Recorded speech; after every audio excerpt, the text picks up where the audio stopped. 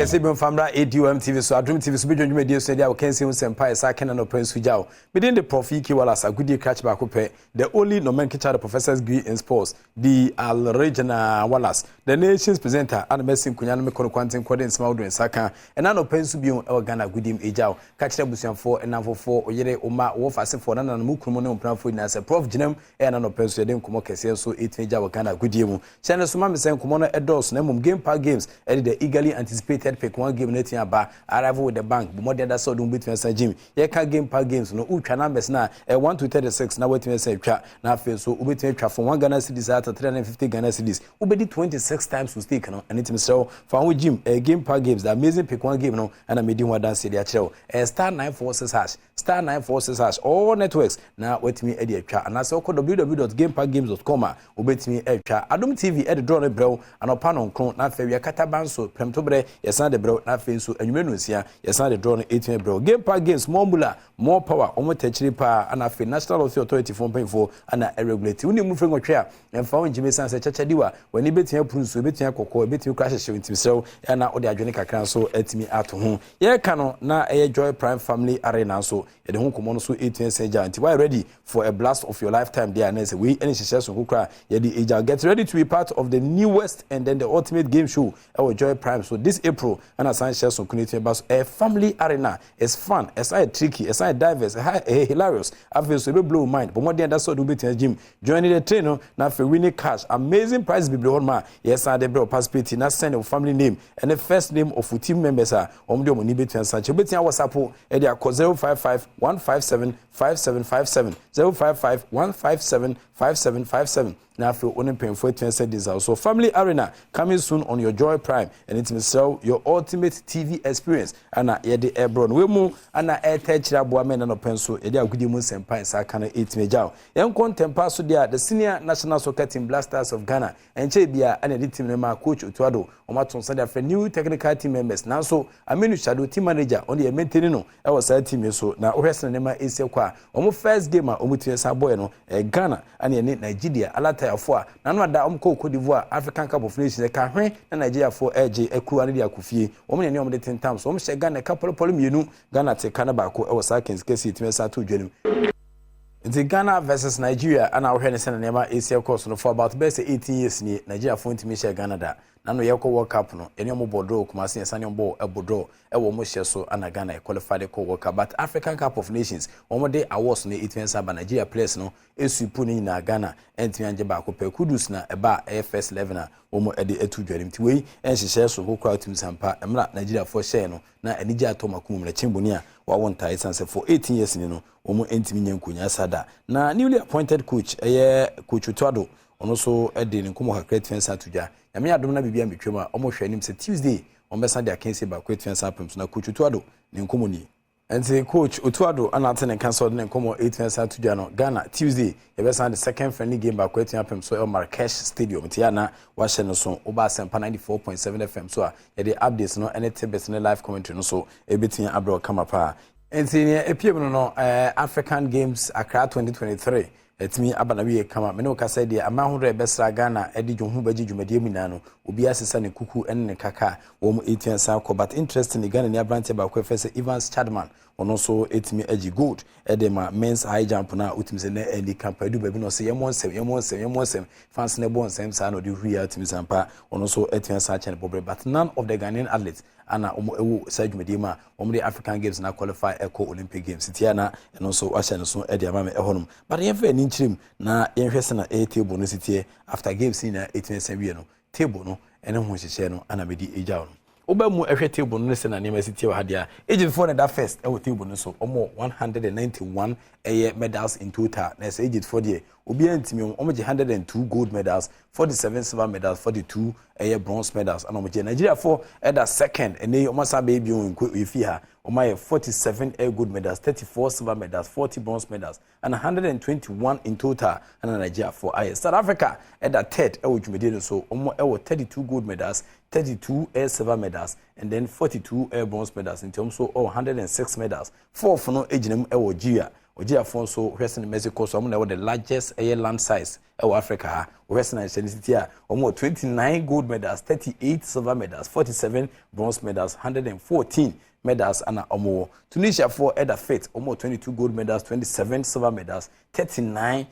bronze medals and 88 in total. And afi obemu na se Ghana yene that 6th position ewe dwumedi no, 19 gold medals and Ghana GA 29 silver medals, 20 bronze medals, 68 in total and Ghana Ghana ya de na mompre Ghana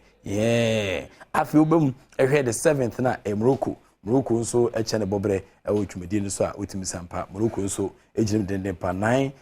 gold medals, 12 silver medals, 14 bronze medals, 35 in total. Na afi obanasia Ethiopia and as Ethiopia yade which say beauty pageant yade pa but we need American almost specialize in the buying no 9 gold medals and also ebegie and afunya 8 silver medals, 5 bronze medals, 22 in total. Na afi so kra Mauritius for also ebegina mu 9th position. It's 9th na no 9 gold medals, 5 silver medals, 11 bronze medals, 25 in total. Ana ewo na fe so country as first 10 on areda as your 10th boko Kenya so etumi kapa but when you can other disciplines na factory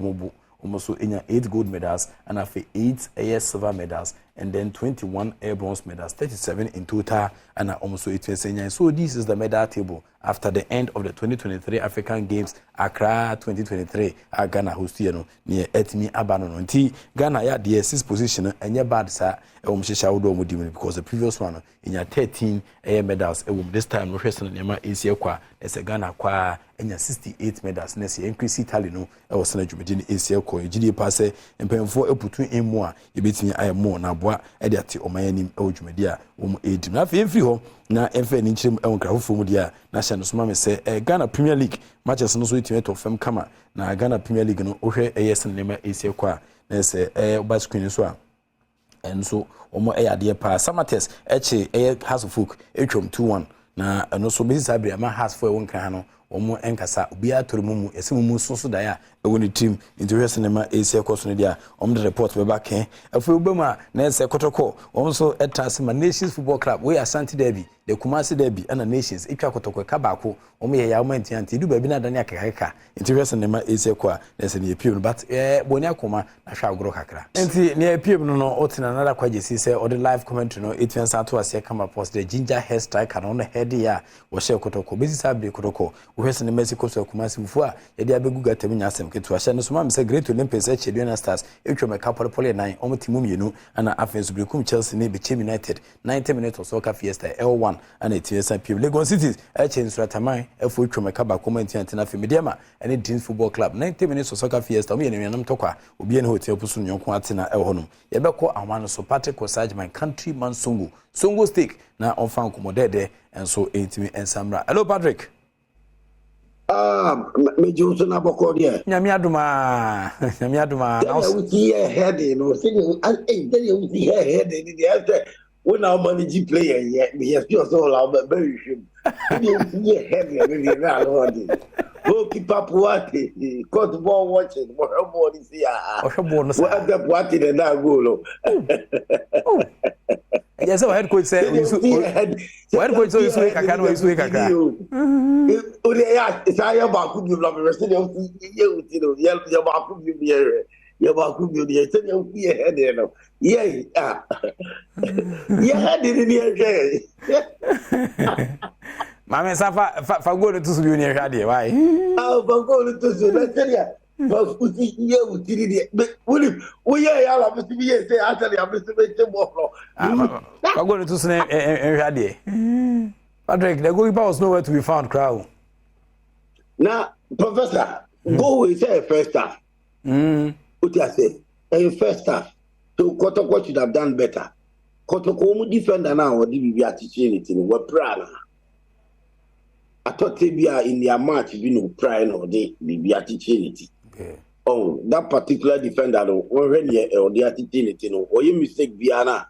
a Hondaho. And will be a who said, baby bonity, defender na baby bonity. It won't share now after overconfident. What I say, Nina Jina coaching. When a defender is too sure,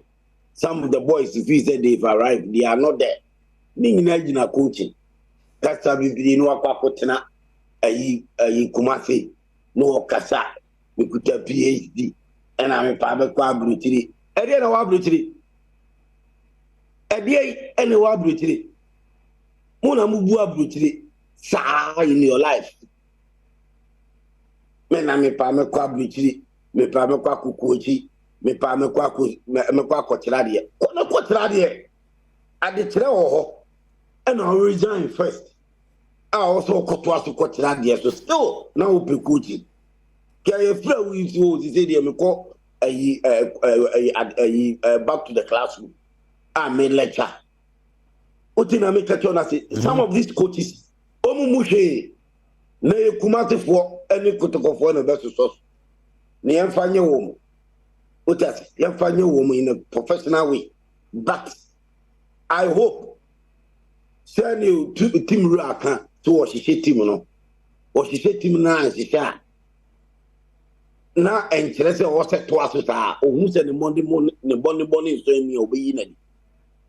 ohun se ne body so ni obeyi na di and kotoko supporters eni ko asa mutena o mu tunfo ehun se coach ne body so ni ansa na ma yede ma kire ma dwene ana ma kasa fa ho who is he be eviti say ayi o chese o yon tacha buama nipa na edi ebuo eni abotre eni ayi wutim ani chese ni utumfo ohine kase si kasa ye no be se wo peso o hihye ne kotoko no nipa na yedin na utumfo tueska utumfo ma wo mun ne ka utumfo etuetu aho no ma bibiri mo lusu 3 matches atoaso mo fourth match mo ba bebo na mo nam radio so coach no kan wo pe no ne nam radio ni TV so no kan wo pe o kan on sam on kasa no kwa nye encouragement bi a e boost ko supporters it say e be peja wo mo wo lusu 3 matches atoaso asa be lusu nation di atoaso ma na e 4 ask yourself say a previous administration now another past administration a past administration and come back here and even the Kumasi you presented some of the presenters stations come kotoko supporters come back here a past administration now and no lose kotoko matches 1 2 3 4 and come back here the coach will be dead by now, will be gone by now, will be sacked by now. Coach now or coach Gotokono. When you're invisible, coach, one tear see who say, coach, I had to say practicals. What I say, I had to say practicals. It's coach of Kotoko. Or best to stand the tactics, no best to stand in him there. No what mama no ma se sama kotokwa onye ntem okay e na no pami awia no me de baba blasters coaching ho so kan oti awia nyame aduma 1 pm me de fire for fire no nyame aduma ye be hwe blasters coaching no pay me person hwe kotoko coach no ni modern most any person you too much or you be too much okay o kasa pese kotoko supporters isulo no mamu isulo no when you're invisible, what I say, when you're invisible and your PhD in the coaching, who be coaching a football when football, send you coaching, or wrestling coaching and Koya, woman. Okay, Patrick was my countryman soon and attend a Kasongo stick and another pencil or the Ebresh and Smame say Jumekwa, 118 and the game park games on a touch they do some pensui and medical mediating Sabro. Within the Profi Kiwalas, na Yamea Doma, Ibisha or Kousuntin myself, or Conan Sheswa, Sempa FM, and Adom FM, Adom TV, community games no, and Basokan El County myself, and not waiting say come up. Yamea Doma defense of Repos full party no, a baiting Timobao Kitawa, now with their Belgian Quankeke, now wait me and so Edwin Jimbi Nabwa, Emanyama Etian Quiziko jackpot no so on the first of April now, so it be beam Nipa Bess and 9 or AD 20,000 Ghana citizens so and also the Jim Sebea, Yama Betian Quid amount within the Profi Kiwalas. The act of being a good guest is to know to say goodbye.